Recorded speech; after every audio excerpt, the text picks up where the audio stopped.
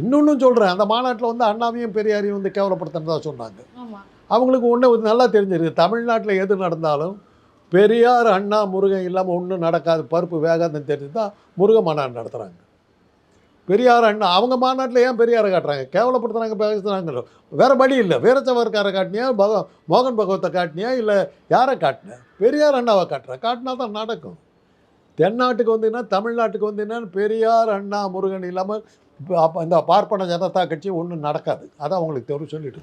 இப்போ திருமாவளவன் அவர்கள் வந்து இன்னொரு ஒரு டவுட்டை வந்து எழுப்புறாரு. அதாவது முருகருடைய தாய் தந்தை சிவன் மற்றும் பார்வதி தமிழர்களா அப்படின்றத எழுப்புறாரு. அவங்க வந்து ஏன்னா இவர் தமிழர், தமிழ் கடவுள்னா அவங்களும் தமிழர்களாக தானே இருக்கணும். அவங்க 2 பேரும் வந்து கைலாசத்தில் இருக்கிறாங்கன்னா அப்போ கைலாசம் முதல் குமரி வரை தமிழர்கள் தான் இருந்துட்டு இருந்தாங்களா அப்படின்ற ஒரு கேள்வி எழுப்புறாரு. இந்த கேள்வி எழுப்புனா என்னை வந்து இந்து மதத்துக்கு எதிரானவன் ஒரு பிம்பத்தை வந்து உருவாக்குறீங்க, இப்படி பல விஷயங்கள் வந்து சொல்றாரு.